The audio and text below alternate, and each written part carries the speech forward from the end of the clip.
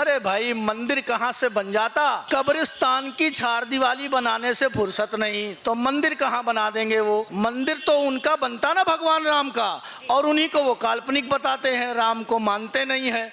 तो मंदिर बनाना का ये तो झूठ बात है, उनको बोलनी भी नहीं चाहिए और शर्म करना चाहिए, देश की जनता से क्षमा मांगना चाहिए। कोविड के कारण सिचुएशन बन रही है, उसको रखते हुए सरकार वाकई काफ़ी अच्छे तरीके से वर्किंग कर रही है। समाजवादी पार्टी के मुखिया ये समझ रहे हैं कि चुनाव में हारने जा रहा हूँ, बार बार हारता हूँ, हारता चला जाता हूँ, पिता मेरे साथ नहीं है, चाचा मेरे साथ नहीं है और भाभी मेरे साथ नहीं है, करूँगा क्या, कैसे क्या करूँगा, जनता मेरे साथ नहीं है।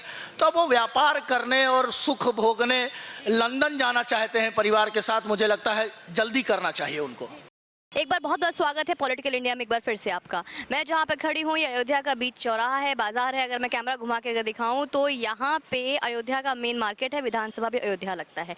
यहाँ पे कल ही रोड शो हुआ था योगी आदित्यनाथ का, जोश बहुत अच्छा था, जन सैलाब बहुत अच्छा था, लोगों में भीड़ थी। मैंने बहुत लोगों से बात करने की कोशिश की और जानने की कोशिश की कि आखिर किसकी सरकार बनना चाहिए और क्यों, अयोध्या में क्या बदलाव आया। अयोध्या का नाम जब भी आता है तो राम मंदिर का मुद्दा उठता है। राम मंदिर जो सबके दिल में बसता है, हिंदुओं के लिए बहुत बड़ी आस्था का विषय है। मैं अयोध्या के कुछ लोग हैं जो यहाँ पे पीछे देख सकते हैं, एक बेकरी है, टी स्टॉल है। मैं यहाँ पे कुछ लोग बैठे हुए थे, उनसे बात करने की कोशिश करूंगी और जानने की कोशिश करूंगी कितना बदला है इनका अयोध्या। एक बार बहुत बहुत स्वागत है आपका। क्या नाम है आपका?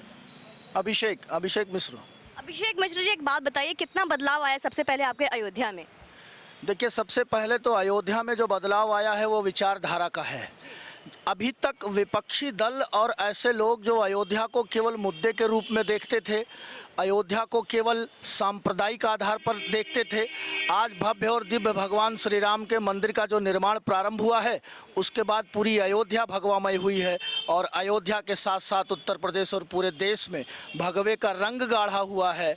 और निश्चित रूप से अयोध्या राममय है, राम अयोध्या में है, अयोध्या राम में है।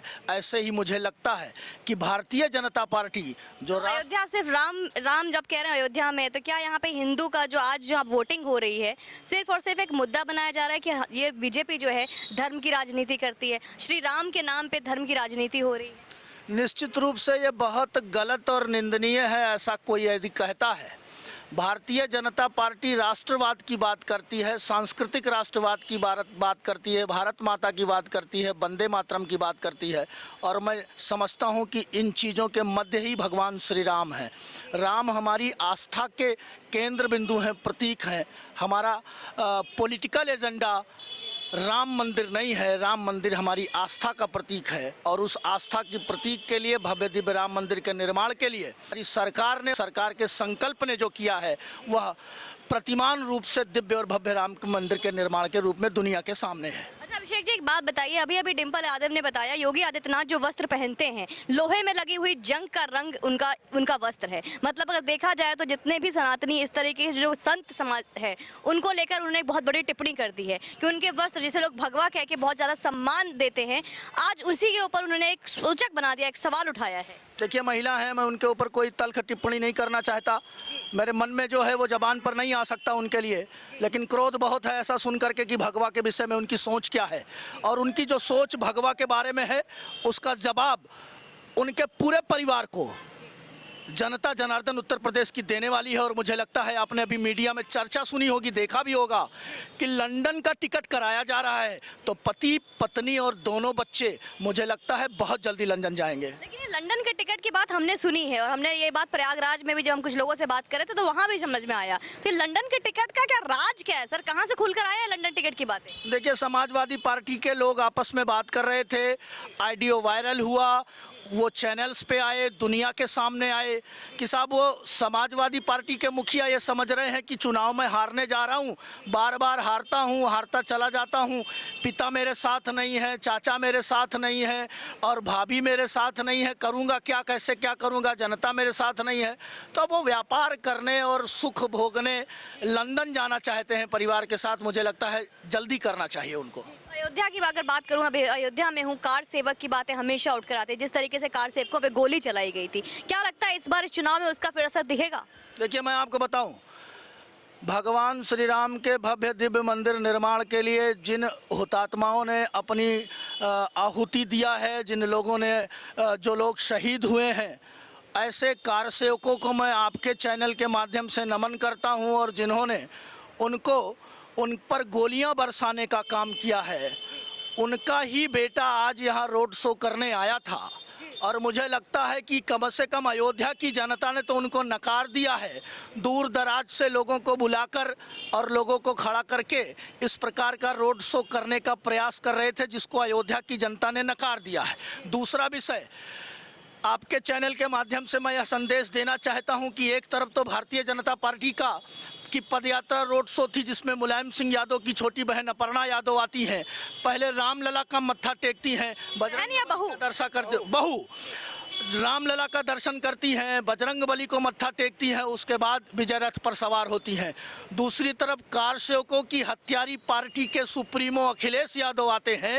रामलला से कोई मतलब नहीं, हनुमान जी से कोई मतलब नहीं, केवल उनका नमाजवाद से मतलब है, परिवारवाद से मतलब है। और मुझे लगता है अयोध्या ही नहीं, पूरा उत्तर प्रदेश इस बात को जानता है कि कौन सी शक्तियाँ ऐसी हैं जिनको हमें नकारना है, और अखिलेश यादव को अयोध्या की जनता ने, उत्तर प्रदेश की जनता ने नकार दिया है। जहां आप उनको नकारने की बात कर रहे हैं, वहीं अखिलेश यादव जी कह रहे हैं बीजेपी क्लीन स्वीप हो चुकी है। उन्होंने बोला कि जिस तरीके से 4 चरणों के चुनाव हुए हैं, भूत पे भूत नाच रहे थे और आगे भी भूत ही दिखाई देने वाला है और ठंडे पड़ने वाले। देखिए, मैं आपको बताऊं, लंदन जाने की बात किसने किया? योगी आदित्यनाथ जी ने किया या अखिलेश यादव ने किया? आप समझ रहे हैं निराशा और कुंठा किन लोगों में है? तो ये स्पष्ट दिख रहा है कि सीधे पूरा उत्तर प्रदेश योगी और मोदी के साथ खड़ा है, भारतीय जनता पार्टी के साथ खड़ा है, ऐसी सांप्रदायिक शक्तियों के साथ नहीं है। जी, अगर मैं आपसे बात करूंगी सर, क्या लगता है इस बार अयोध्या का क्या माहौल है? अयोध्या का माहौल दिव्य है। ये प्रभु श्री राम की पावन धरती है। यहाँ के कण कण में राम का वास है और राम अपने देश की नहीं, विश्व पटल के विश्व के नायक रहे हैं। तो जो राष्ट्रवादी दल है, जो इस देश के लिए, राष्ट्र के लिए, भारतीय संस्कृति के लिए अपना सदैव निष्ठा के साथ काम करते हैं, अयोध्या की पावन धरती के हमारी जो जनता है वो उसी के नाम पर अपना मत 100% मतदान करने का एक संकल्प लिया हुआ है। तो आपको लगता है अखिलेश यादव जी का जो एक बार जो दृढ़ निश्चय करके जो आते हैं, अभी अयोध्या में आए हैं, अयोध्या में आने के बाद जैसे सर ने बताया कि वो राम मंदिर नहीं गए, हनुमानगढ़ी में नहीं गए, तो क्या वजह हो सकती है? अब ये उनके अपने सोच का विषय है और जहाँ तक लोकतांत्रिक व्यवस्था के तहत बात है, उनका अपना एक मत है। उस मत के आधार पर ही वो चाहते हैं कि वो मत हमारा बना रहे, इसके नाते, और ना इस संदर्भ में उनका कोई अपना मूल्य है और मूल्यों के प्रति सदैव अपने बयान से देश की जनता को भी बताते रहते हैं। केवल उसको भी ध्यान में रखते हुए वो अयोध्या की धरती पर नमन करने नहीं आते हैं। मैं युवाओं से भी बात करूंगी, वो कह रहे हैं बेरोजगारी बहुत ज्यादा आ गई जब से योगी सरकार आई, तो क्या योगी बाबा ने बेरोजगारी लाई क्या? नहीं, देखिए, बेरोजगारी के लिए पूरा इनको नहीं कहा जाएगा, क्योंकि देखिए काफ़ी ऐसी सिचुएशन आई है देश में जिसको हम लोगों को समझना बहुत ज़रूरी है। जो कोविड का सीन आया, ये बहुत ही अनएक्सपेक्टेड था और ये भारत के या मोदी जी और योगी जी के कारण नहीं है। ये कोई भी सरकार होगी तो उसको देखना ही पड़ेगा। बाकी बात करें अगर बेरोज़गारी, जिस हिसाब से जो साक्षरता अगर बढ़ रही है, तो साक्षरता जैसे जैसे बढ़ेगी वैसे वैसे लोगों में ये भी एक जो भटकाया जा रहा है बेरोज़गारी के नाम पे, ये भी अपने आप ही साइड होता चलेगा। लेकिन इसको हम लोग को ये मुद्दा नहीं बनाना चाहिए। इस पे हम लोगों को इस चीज़ का ध्यान रखना चाहिए कि जो कोविड के कारण सिचुएशन बन रही है, उसको रखते हुए सरकार वाकई काफ़ी अच्छे तरीके से वर्किंग कर रही है, ताकि हमारे जो भी प्रॉब्लम है, देखिए आपने देखा होगा तीसरी लहर में इतना ज़्यादा जो सरकार का संकल्प था कि हमें वैक्सीन सबको फ्री ऑफ कॉस्ट लगवानी है, तो एक बहुत ही अच्छा ये दृश्य गया चारों तरफ और बहुत ही अच्छा खासा उस पर हम लोग को रिजल्ट देखने को मिला। अगर हम राम मंदिर का मुद्दा ना बनाए सर और राम मंदिर की बातें ना करें, तो और भी विकास भी बहुत बहुत बड़ी अहम चीज़ें रखती है। कितना बदला है अयोध्या आपका, कितना विकास हुआ है यहाँ पे? देखिए, जब से केंद्र में माननीय मोदी जी की और उत्तर प्रदेश में माननीय योगी जी की डबल इंजन की सरकार ने काम करना शुरू किया, वास्तव में अयोध्या में बहुत विकास हुआ है। और अयोध्या को चूँकि इन डबल इंजन की दोनों सरकारों ने अपनी प्राथमिकता में रखा है, जिसके नाते एक तरफ सरकार के संकल्प के कारण, सरकार की इच्छा शक्ति के कारण तीर्थ क्षेत्र ट्रस्ट के कारण जहां भव्य और दिव्य मंदिर का निर्माण हो रहा है, वहीं वर्षों वर्षों से राम की पैड़ी जो अपनी दुर्गति को प्राप्त हो गई थी, उसका भी पुनरुद्धार करने का काम योगी और मोदी सरकार ने किया है। आप जाकर देखिए। सर, जहाँ तक बात उठती है अयोध्या मंदिर की, तो यहाँ पे फिर वही मंदिर ट्रस्ट घोटाले की भी बात बहुत विपक्ष मुद्दा बनाता है। क्या है ये ट्रस्ट घोटाला?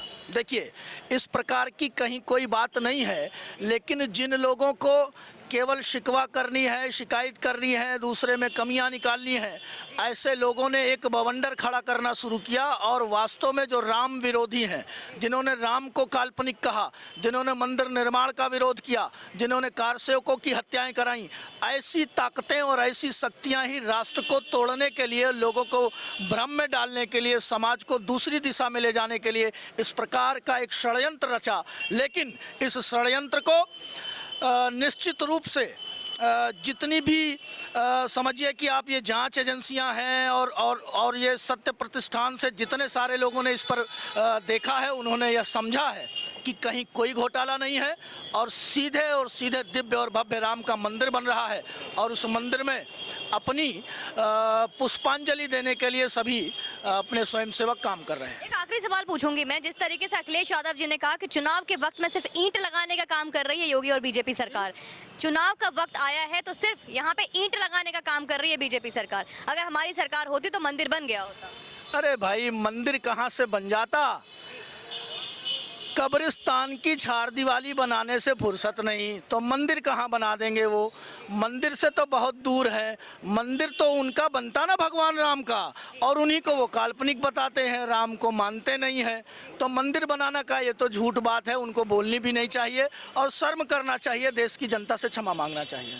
किस बात की क्षमा मांगेंगे? उन्होंने तो बोला कि अभी तक जितने विकास किए उन्होंने सिर्फ और सिर्फ अखिलेश यादव ने और समाजवादी ने किया है। देखिए, सबसे पहले तो उनको क्षमा इस बात के लिए मांगना चाहिए कि वो उसी पार्टी के राष्ट्रीय अध्यक्ष हैं, सुप्रीमो हैं, जिस पार्टी ने अयोध्या में भगवान राम के भक्तों पर गोलियां चलवाई थी।